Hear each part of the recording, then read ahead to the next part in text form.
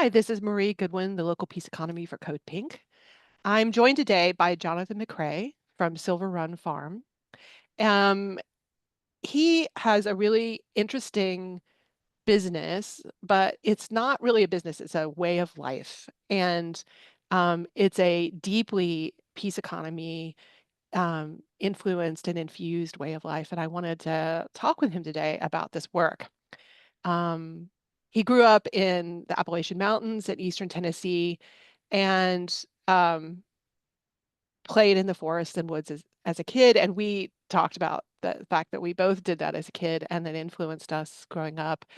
He's spent time in Palestine and in Mozambique and in some other interesting places, and spent his life studying not only farming, but things like transformation and restorative justice. And he does workshops on those things, cultural ecology, um, and growing trust in groups and sharing and shaping participatory practices for groups, which is something, gosh, every group I've been a part of really needs. Um, he also really likes making something called hickory milk, which I need to know more about, and I'm hoping he'll talk about. Um, I've made, um, I've tapped sugar maples and made maple syrup, but hickory milk is something I have not heard of. So welcome, Jonathan. I'm glad to have you here today. Thanks for having me. Really awesome to be in conversation with you and as a part of Code Pink, who I've really respected for a long time. We can So talk about hickory milk all day. yeah, tell me about hickory milk and then maybe jump into Yeah. what you're doing. Well, probably a hickory milk just makes it sound so cozy, but probably a better name is hickory tea. But it's just taking hickories, which are such a prolific native nut across the eastern woodlands. And hickory is a word that is actually an Algonquin derived word. Um, but hickory as a tree produces all these incredibly rich, nutritious nuts, but the meat to shell ratio is low. That means there's like pretty low nut meat for the amount of shell that you get, except for pecans, which are also hickory, but have a lot of nut meat. But most hickories only have a little bit. So instead of trying to get the nut meat out, the traditional way of indigenous people in the eastern woodlands is to crush the nut meat and the shell together, sort of make a powder and boil that in water, and you Hmm. could scoop sort of a nut butter off the top and preserve that, or you could just drink this oily, nutritious milk or tea, and that's hickory milk. And I love to put a little bit of cow cream in there and some maple syrup or some walnut syrup, and it is the best way to fall asleep in the winter. Is just cozied up by a wood stove with hickory milk. That sounds delicious. Really delicious. I've done a little bit with like black walnuts and Yeah. trying to extract things from black walnuts, and I use my car to crush, put them in a bag, and then run over. Oh yeah. Been there. Yeah. Yeah. And because they're really hard to get into, unless they're really rotten, So I don't know that Totally. I have a hickory tree near here, but gosh, I would love to try that. That sounds great. They're Oh, they're so prolific. Yeah, and I'll just add it for peace economy reasons. I think there's so much in these perennial crops, and that's a big part of how we view our nursery is to help propagate these. But hey, there's a hickory called bitternut hickory, and they're the most dominant hickory in the eastern woodlands, but they make an incredible oil that can substitute olive oil. They have the same cooking temperature and shelf life as olive oil. So very rich nut, bitter to the taste if you just eat the nut, but if you press it and make oil with it, it's an Appalachian olive oil. So there's so much potential for us to be working with these native trees. that's really amazing. I had never heard of that. That's really cool. And of course, these bitters, unless they're poisonous, the bitters are things we need to incorporate into our diet a whole lot more to Exactly. help with liver health. And people don't Yeah. understand that. But making bitters, I mean, people think of bitters and they think of alcohol, but making homemade Right. bitters is something that you can do very simply for to help yourself and to help your liver health and parasite health, Absolutely. getting rid of parasites and things like that. All right, so tell us about Silver Run Farms. It's defined Yeah. on your website as a riparian nursery, a woodland collective, and a folk school. So tell us a little bit about the farm and what those three components are. Sure. Well, we're kind of in the process of redefining some of those pieces, but Silver Run Forest Farm is a as you said, Riparian Nursery Collective and Folk School, rooted in love and living soil. So that's what we see ourselves focused on. And those roots sprout out in three key ways: is agroforestry, watershed health, and restorative justice. And riparian is just a word that means along a waterway or a bank. It's a Latin word for a bank, and that means the buffer of trees on a stream or a river or a pond, these really dynamic, diverse ecosystems that uh, moderate temperature and hold the soil and filter and clean the water and all this kind of stuff. But I think the playfulness of the fact that the word means a bank, it's like a different kind of bank and wealth system that redistributes nutrition and nutrients and holds the soil and pulses energy as it's needed. So it feels like a riparian nursery is a bank to propagate power to give away, which is how we understand what we're trying to do. Um, and we're structured as a cooperative. My friend Cornelius Deppy is the co-operator of the forest farm with me. We're in our 8th year now. And then we have kind of concentric circles. This is part of the collective piece, the concentric circles of support. Um, us as cooperators, our partners, our spouses, as people affected by what we're doing who need to have some decision-making power over what we're doing and make sure it's actually feeding our lives. And then an advisory council of friends locally who support us, accompany us, give us advice, but help us ensure that what we're doing is accountable to a broader vision of solidarity and um, rootedness in our community and in wider movements, so that we're not just kind of stuck in the daily rut, but people who give us a sense of direction and support. And then the woods are also part of that collective. The Woodland Collective is also just the collective of woodlands that we take care of, from our nursery site where we propagate thousands of trees every year to the places where we go and harvest seed or take cuttings, little stems of a branch that you can stick into the ground and grow a whole new tree, like elderberry or willow can Mm. do that.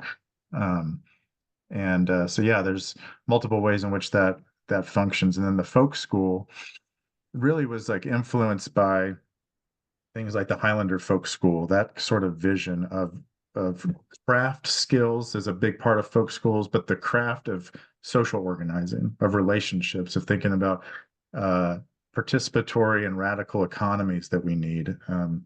My family's from Middle Tennessee. At least the more recent, settler side of my family was in Tennessee for a long time. My great grandfather was a railroad worker in lime mining who went to the old Highlander Folk School in the 1940s to hear lectures on cross-racial labor union organizing and union efforts. And so trying to call on that heritage of a folk school as a people's school, like what we need to learn to be who we want to be. So we've done workshops on silvopasture, which is how you integrate grazing animals and grass and trees into an agricultural system, on coppicing, ancient tradition of cutting trees to the ground, letting them resprout, and then harvesting usable material and keeping a tree alive indefinitely by cutting it on a regular cycle that regenerates its growth. But then we've also done uprooting racism in the food system trainings with Soul Fire Farm, and we did a 3-day People's Assembly as an economics for emancipation workshop with Francisco Perez just in August. So a pretty wide-ranging thing. We just had a tour here yesterday from SARE, which is the Sustainable Agriculture Research and Education grant funding program through the USDA. Their advisory team came and did a tour. So stuff like that also feels like the folk school, where we're just in conversation with people about life and what we're doing and why, and how does it help us get where we want to go. Yeah, that really, but it sounds like I was like, wow, I wish I had gone to some of those those gatherings. I'm gonna have to stay abreast and sign up for your newsletter and make sure that that I know about it, because it sounds like something that I would love to be deeply in connection with. And I have friends and family who live in the Shenandoah Valley where you're based, um, and spend time there. And so I feel a connection to it, a heart connection to it. And so I would love to, in some small way, be a part of it. Um, That'd be great. Reskilling in the ways that you were talking about, we've lost in the last 3 generations. We've lost almost every skill that um, connects us to the land and has kept us alive since the beginning Yeah. of the, Neolithic revolution. And we've lost those skills. Like the vast majority of people in this country do not know how to grow even like greens, their own food. They can't identify trees and plants or birds. They have no understanding of biological systems. And I think reskilling is one of the most urgent um, urgent needs right now. And so it's great that you're doing reskilling focused on what you're doing there, but also we've lost the ability to talk to each other, which is Yeah. really obvious when you look at social media.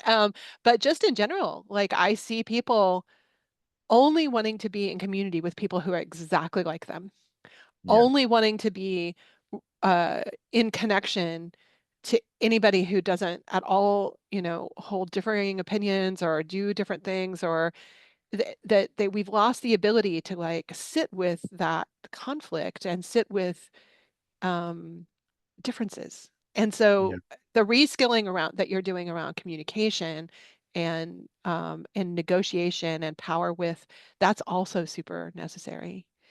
And are also skills that we've lost. I mean, Yeah. I can't say firsthand because I wasn't alive how good it was 3 generations ago. But I do know that I've watched it in my lifetime degenerate. So, yeah, Absolutely. Yeah. And I really appreciate you noticing the connection of that because I think the folk school and the reskilling is often on gorgeous, necessary things like basket weaving with willows and how to cure meats. And like, yes, please, all that's cool. But more fundamental to that is what you're noting is how do we reckon with power and how do we resolve conflict and repair from rupture? And how do we have decision-making processes that include everybody affected by a problem to get involved? Like those are what we need first before we're all setting up our own bunkers and just storing up our own food. We need to have those sorts of skills of relationship, and that's we talk about it as like we're a nursery, not a bunker. The whole point is to bring things in to propagate, to then recirculate them and move them out, and that requires distribution channels and connections and some way of facilitating the flow of trust so we can actually be in good healthy relationship and that solidarity, which is a big piece of how we understand what we're trying to do. Solidarity isn't sameness. right. Solidarity is biodiversity. And so we need to learn from these interdependent but deeply diverse systems of like this is actually how we need to build liberating power from the ground up. So we've also done a workshop called Propagating Power, which is a mix of plant propagation and social movement organizing and seeing what we can learn from each other in those. How do we learn skills of growing plants while also talking about different kinds of power within our communities and organizations and how those speak to each other? That's a really fun one to do with people. Yeah, that's really and so important in these times. Like I see very little of that. Although we do have a place in my little town called Fellowship House, which is trying to do some teaching some of the local community about this, and they hold conversations in difference every month, and they're trying to facilitate it. But it's really most of the time I see people just becoming more and more isolated as they cut off whole parts of their community because they're other, right? The othering of us and them is really such a problem. I wanted to like talk about something that you said, well, an idea that you talked about before that you have these concentric circles of meaning around what you do, which is like Yeah. the families, you and your partner, the people living on the land, the community around you, the people who are impacted by what you do. Um, you have relationships with other peoples on the land, including indigenous people. And then you have the connections with the more than human, the trees in particular, but the more than human. So it's these concentric circles of meaning. But you also have spent time in Palestine. So you also are expanding that into this like wider world and in Mozambique and in other places. Can you talk a little bit about that outside circle and how that's informing what you do, bringing that into the circles, the hyperlocal circles you're a part of? Yeah, I would love to talk about that because that really connects into the riparian piece to me, actually, thinking about watersheds, that a watershed is a place that's defined by the shape of land and flow of water, which is a way more accurate way to talk about place than capitalist real estate boundaries and Yeah. settler colonial borders. Is like the Yes. actual life of a place. And the Shenandoah Valley, where we are, is such a great setup of a bowl formed by mountain ranges and then the flow of the river. And every place is like that. Every place has a water cycle that is locally felt but globally circulated. And I Yeah. think we're part of an emerging group here called Cooperate Shenandoah. And one of our principles of unity for organizing is rooted in place and history, and also watershed internationalism is what we're calling it. That the flow of water connects us across state borders to be in solidarity with all oppressed and marginalized and working people around the world. And so we just need to imitate the flow of water, because there is no place that's siloed or cut off, but while we're still having to be focused on where we are. But we gained so much direction and insight through this broader solidarity, and trusting relationship. I've been involved in Palestine for a really long time, actually going back to my grandparents' first win after the 67 war. My grandfather was an archaeologist and biblical scholar. My dad spent time growing up there when he was a kid. And we were a pretty typical white Christian Zionist, U.S. family, without even using the word Zionist, but just like that was the inclination until a major shift in my family's understanding, despite having Palestinian friends, but a major shift in my family through my dad in particular about 25 years ago that really changed our perception from below of what's happening and who we were in relationship with, and the history that we knew, and that recharted a lot of our life through that shift. So I've spent a bunch of different stints there working as a journalist in nonviolent direct action, unarmed accompaniment with protest leaders in case of military night raids. I worked with a therapeutic community for folks with developmental disabilities outside of Bethlehem.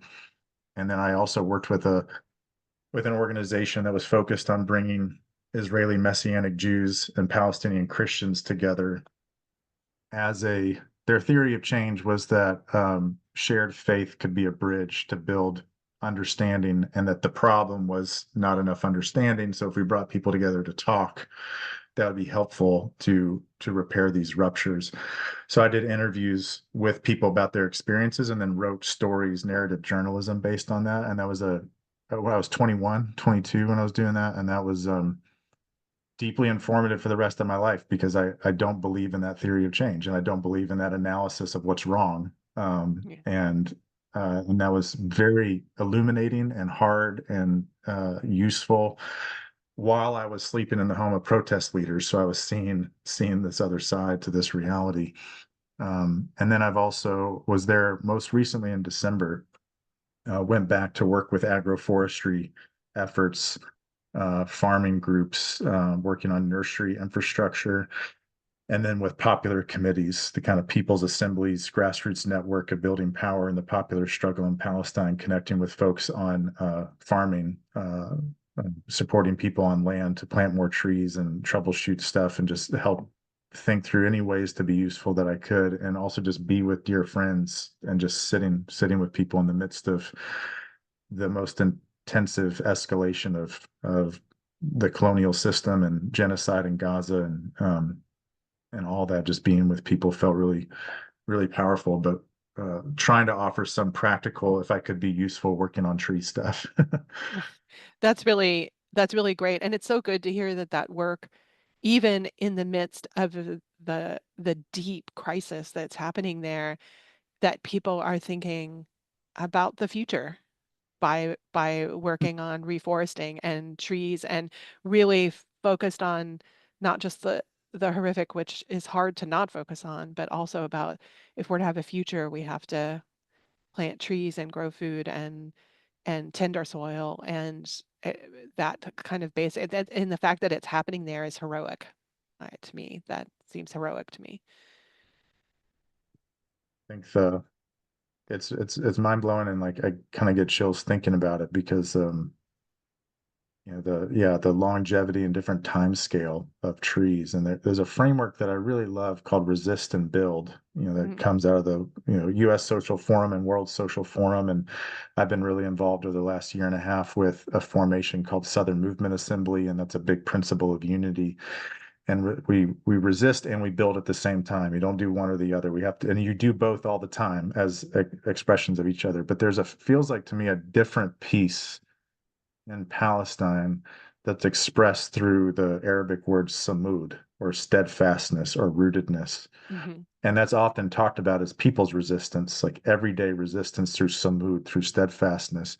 But a friend of mine there was like, I feel like this is a different thing than the resist and build. It's like samud is what parents do. It's what grandparents do. It's what trees do. It's what the earth always does is be steadfast, is the normal, everyday, ordinary things.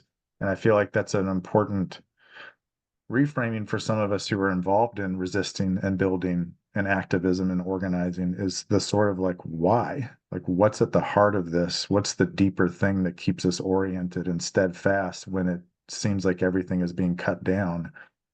What's going to help us resprout? And I think the framework of steadfastness or samud has become fundamental to me and thinking about we need a deeper orientation of like why we're resisting and building to hold us strong. Yeah. I mean, and you see so many people, I mean, I see so many people, I don't know if you do, but I do, that are um kind of giving up. They're like throwing up their hands and saying, there's nothing I can do, and I'm so demoralized, and it's all demoralizing. But there's this idea that, well, just I opt out, right? And th what you're saying and what you're describing is people under so much more pressure and so, like intense day-to-day, life-threatening, constant pressure, and yet they still continue in the ways that they have power to do so, like hyper locally. We're I've talked about this before, that we're on other Code Pink radio episodes, that we're given the world's on fire and we're given a fire extinguisher.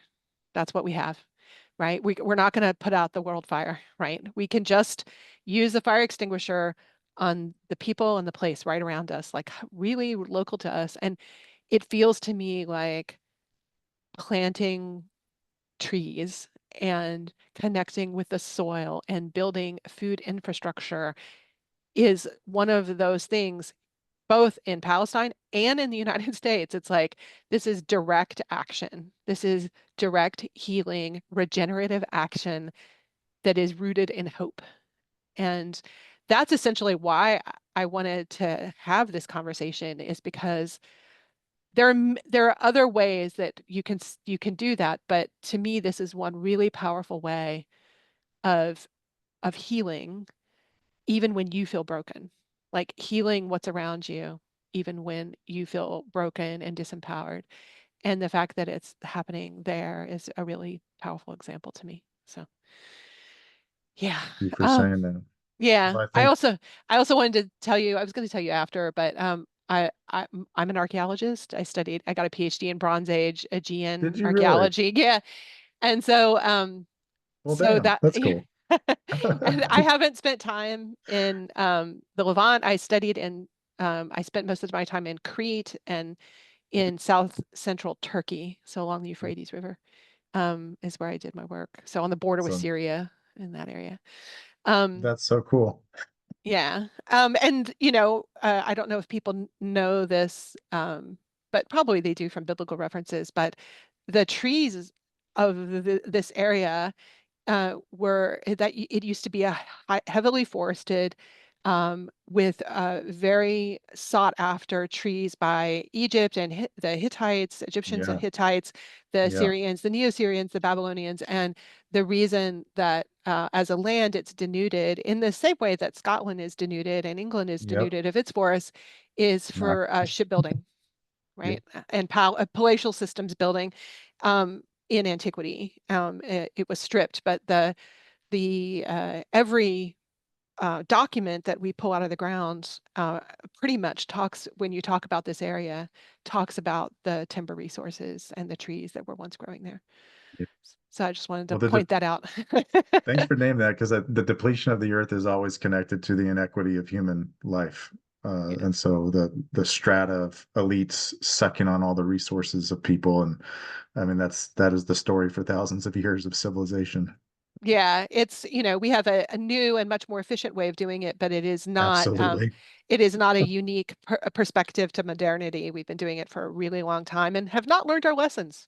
Um, so it's kind of discouraging. You back to your farm, you have something that you call community solidarity agroforestry. And I thought you might want to tell us about this because I think it's kind of unique to you all. I don't know that I've never heard of anybody else doing it, but why don't you describe it for us? And Some places that have similar things, but not with trees. But it kind of came about as an accident in 2020. We were shipping out all of our springs or all of our trees in the spring, and the pandemic shutdown was happening. We had tons of trees left over that we hadn't sold through our website, and we didn't know what to do with them all. And so I started reaching out to friends through different farm networks, but then through, especially with groups who are making the connection between farming and food sovereignty and social justice. And that's a piece that I didn't name earlier, but we talk about our point of our nursery is to cross-pollinate food sovereignty and ecological restoration because we don't have to choose between feeding humans and feeding the rest of life. We can do both. And food sovereignty is a term that comes out of the global peasant movement, La Via Campesina, or mhm, the peasant path. That really orients a lot of what we do. La Via Campesina, the landless workers movement in Brazil, these are kind of North Star groups for us and understanding how we function. And then ecological restoration. So we look to partner with groups and tree crops and plant allies that help us make those connections.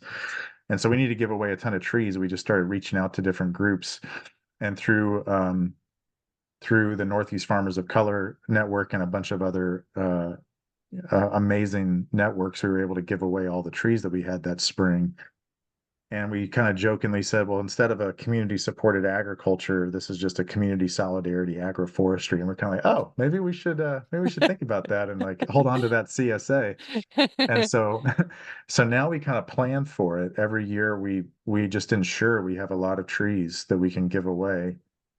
And we've given maybe since 2000, it's now upwards of 13 or 14,000 trees that we've given away through these networks. This year we just shipped out almost 3,000 trees and about 500 cuttings, like elderberry and willow cuttings Right. that people can grow to about 70 different organizations and farms this spring.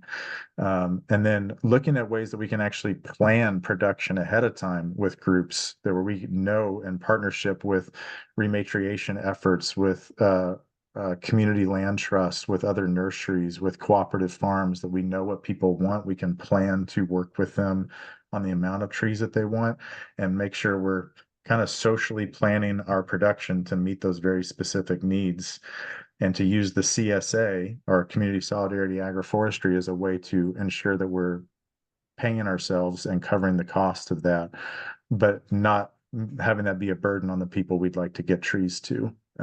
And so we have a way on our website where folks can give money, basically buy trees from us that we give away, where you can make a one-time gift or an ongoing monthly subscription with multiple options so that people can support us to give away trees and be able to plan ahead for all these projects that we're connected to. That's really, really cool.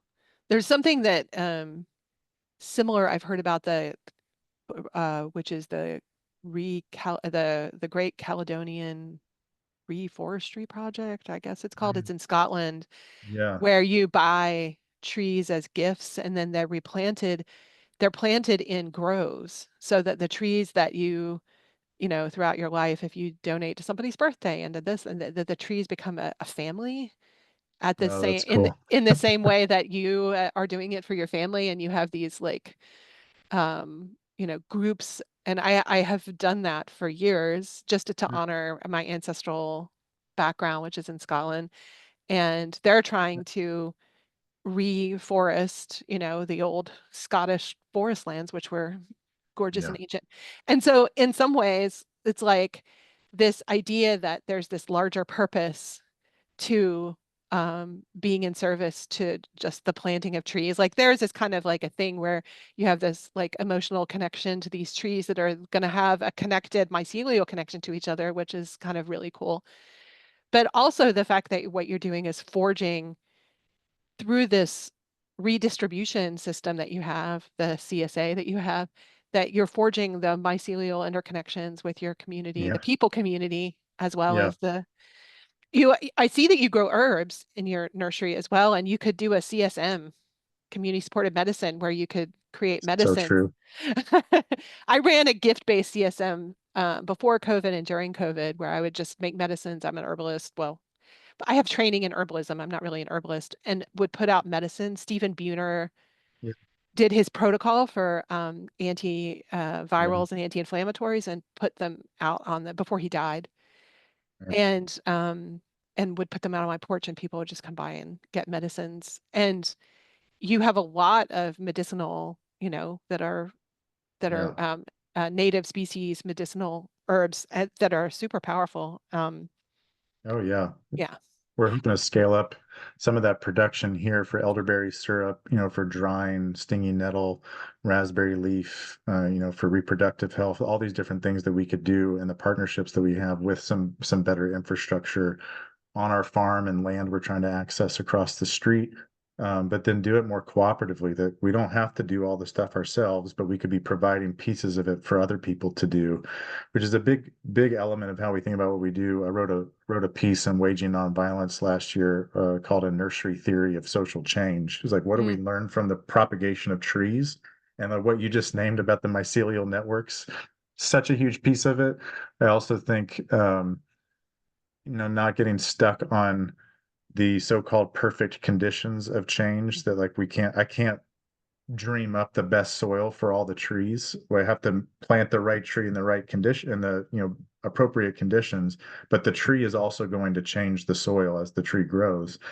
And there's so much about trees that have been learning from. Trees are very multifunctional. They're not multitaskers, which is what we do when we get Yeah. very stressed out and like unrelated things. But trees are doing all these incredible things just by being who they are. They're producing oxygen, they're taking in, storing carbon, they're cleaning water, they're providing food and shelter, they're preventing erosion. They're also remediating the soil. There's so many trees that will draw out toxic chemicals and minerals and Mhm. bind them up in their bodies, or through partnership with mycelium, with the fungus will break down the bonds of those toxic materials so that they're inert. There are all these things that trees do just by being a tree. So can we imitate that in our agroecology? Can we imitate that in our organizing, where we don't have to do everything, but by being ourselves, we have multiple gifts, and then we're linked up in the radical underground network with others doing the same thing. And then I think that's a more biodiverse way to move. Yeah. Yeah. No, absolutely. We have um, we have so much we can learn um, Yeah, from, I mean, trees, from the mycology, um, from plant, not just the trees, but also the cooperation between interspecies. That cooperation is really profound. We're learning more about it. We're learning more about how the communication networks work. Um, absolutely. you know, we, some trees are clones. The largest being on Yeah. the planet is a quaking aspen. It's a quaking aspen, right? Quaking Yep. aspen Yep. clone, and which I've wanted to go visit and have never had a chance to go. But Me too. I've made it to Angel Oak in South Carolina, but I have not made it to Mm, the aspen organism. It has a name. What did you remember the name? It has like yeah. a Starts with a P. I pan just forgot. something. Yeah. Pando. Pando. There you Yeah, go. it's like in the deep recesses of my It mind. is. And it's one of those like, I'll do it someday. But we have so much to learn from these systems. And even if like we can't like, so Terence McKenna, I think he said this, the internet says he said it, that nature is alive and speaking. This is not a metaphor, right? And I, that it's like, it's kind of one of these sayings that I keep thinking about over and over and over, especially as I experience living beings more than human beings. And and I'm aware sometimes that there's an attempt to communicate, not just through example, but like there's, birds will come and sing for us on our porch or whatever. There's an attempt at communication.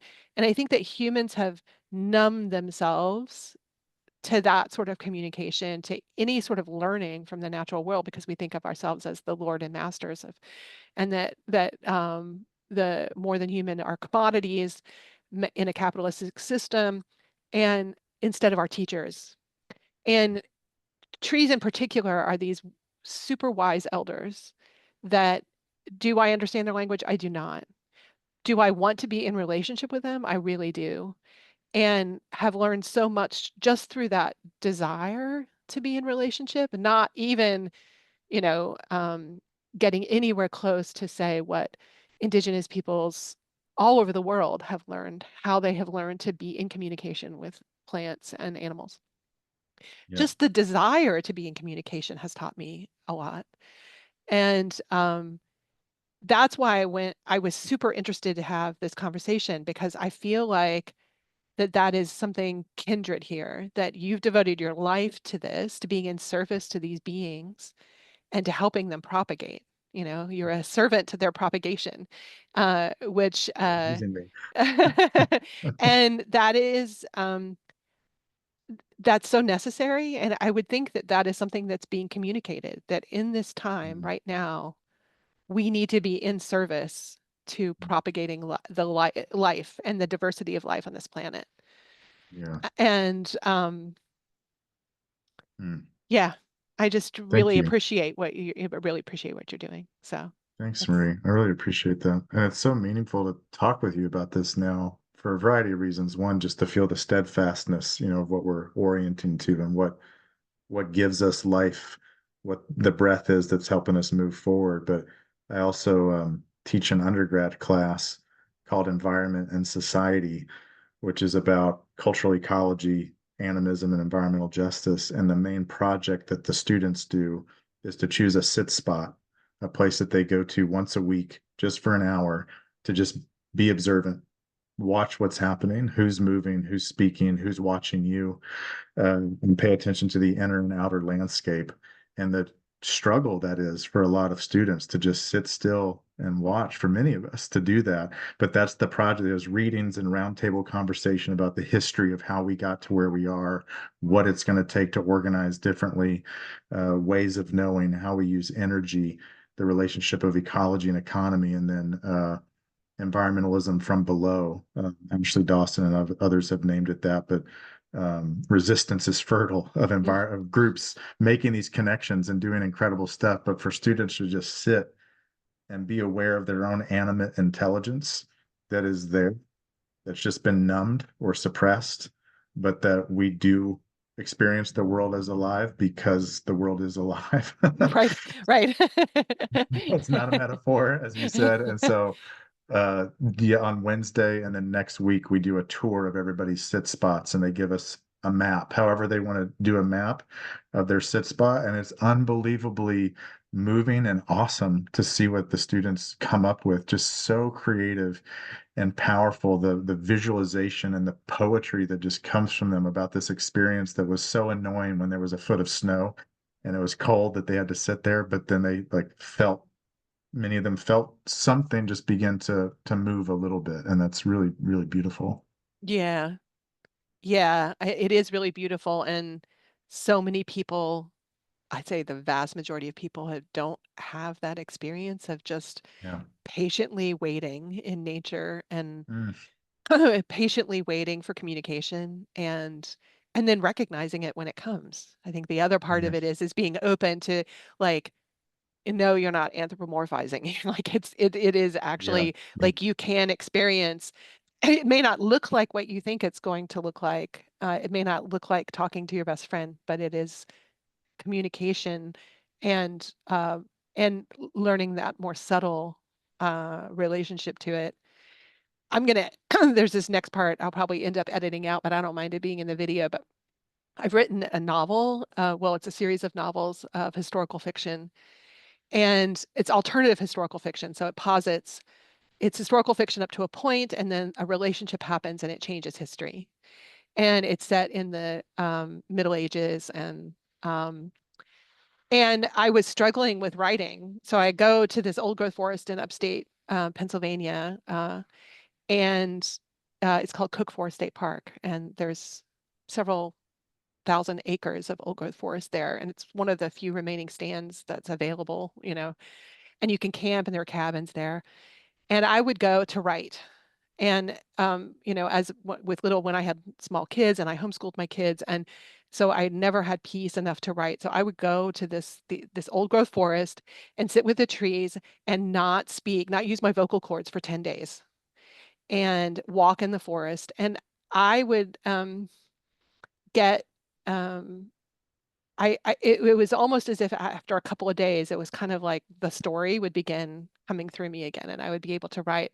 But one day I was really caught on this one particular question, and I didn't have books with me to answer it, so I couldn't answer it logically with my logical brain.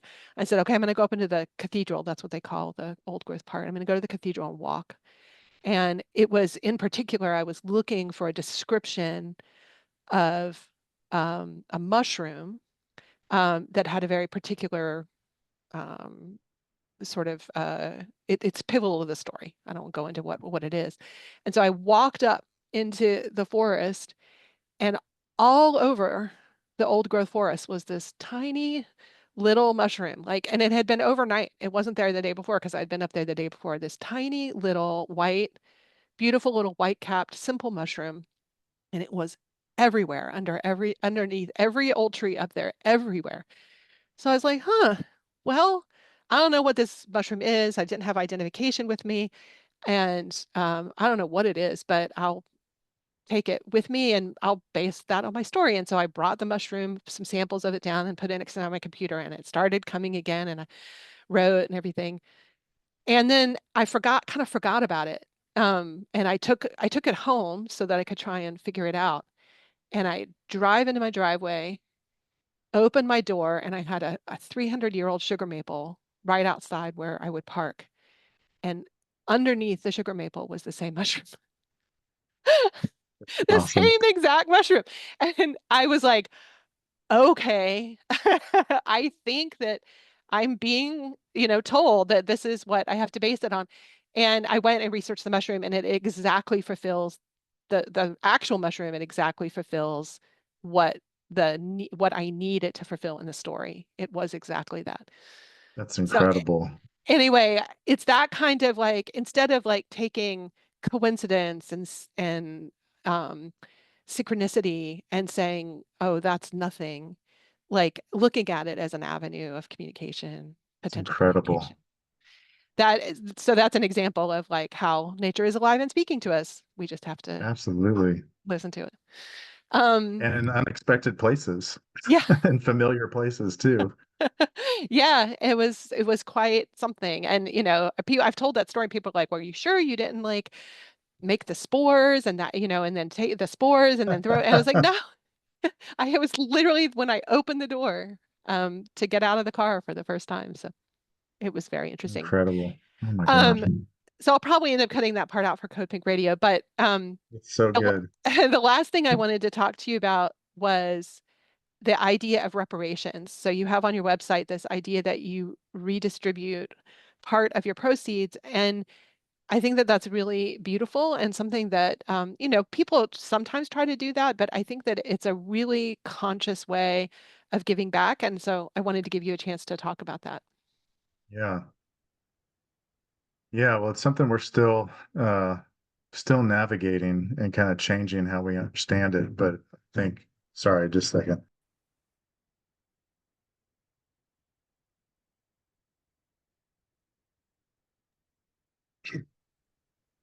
Um, yeah, something we're still trying to figure out is how we understand the role of that in our work. And I think because there's a way in which we could make it way too individualized and like take on to ourselves things that are a system 500 years in the making that we didn't create, but some form of repair as a reminder of what the trees are doing. And I think that's really where we've felt a lot of practical understanding is that trees are redistributing Mhm. a quarter to a half of the photosynthetic energy that they make through eating sunlight and then sharing that through the radical underground network, the underground railroad of all the fungal networks that they are supporting that life in a variety of ways for a variety of reasons. But to us, that's a model of reparation that we can be doing is that it's a world growing and world building project. Many people have talked about it that way, but I love the way Olufemi Taiwo talks about that in his book, Reconsidering Reparations, that reparations has to be a world constructing or world creating project. And not just a response to the past, but it's a moving and emancipatory future vision. And I think trees help us understand that. And so we've been committed to redistributing some of our funds, but also through the community solidarity agroforestry is just giving away trees as much as possible and structuring that into our work. But that that's also kind of in line with the vision of groups like the People's Agreement of Cochabamba from 2010, which is the largest, most holistic document of indigenous people and movements and organizations around the world that are saying that climate change is an issue of reparations. Climate change is really the colonization of the atmospheric commons by the historically imperial nations, and that there's a debt owed to repair through what they call restorative justice, which is the restoring the integrity of Mother Earth, and that those who have bear the brunt of the violation of the historic harm should take the responsibility to make that as right as possible in common cause with the rest of the earth. And in a very small way through our forest farm, not responsible for those global systems is to be a part of that somehow through propagating trees and through redistributing funds as much as we can, and hopefully through redistributing land access as well as we develop land trust and other things so that the gifts are always moving and not stuck and becoming anaerobic. That's really, really interesting. Yeah, trees return energy. They give energy to young growth of all species. It depends. I think it's species dependent, but Yeah, they feed the young because who don't have access to sunlight because they're in the underneath the canopy. They will directly feed the young until they can access sunlight for themselves. They will refeed a sick or cut down tree. Even a stump gets yeah, fed. Um, and when they know they're dying, they redistribute the energy that they carry to the surrounding plants and thus the animals because the plants eat the animals eat the plants. But I always thought, yeah, and there's probably more to it than that, but I always saw that as a very beautiful gift economy. That's essentially what it yeah, is. totally. It's a gift economy, and it's trees are this abundant producer, like you said, eating sunlight. They're this abundant producer of sugars, and Yeah, they are an incredible source for everything around them. And it's why when forestry, why when old growth and even like mature second growth forests get cut down, the the the mature trees, the grandmother trees, the trees that are feeding all the other trees, uh, it sickens the entire forest around it. And I don't think that people understand that. Um, and they just think of it as like so much paper, you know. Um, yeah. but it's like, but it is a live being with a community and a connected network that depends upon it. And these are things we can learn. And the reparations you talking about, like using it as a way to support the growth of uh, other projects of people who are in need because of the the ecological collapse and the political environment that we're in. That using in your small way, you didn't create it, but in your small way, you're taking the sugar of a system and feeding other people. So it's great. Like that notion of it being a sweet thing to share. Yeah. Like the hickory milk. Like that. Oh, we're back full circle. I love it. That's a good ecological cycle. Well, I think this is a really good way and a good place to end our time together. I just want to say thank you so much for coming and speaking with me. I really appreciate it. So, what you're doing is fantastic. Thank you. Same to you. I'm really, really grateful and honored to be a part of the podcast and make this connection. I hope for more. And yeah, just such a crucial conversation to have right now. Yeah, thank you. Thank you.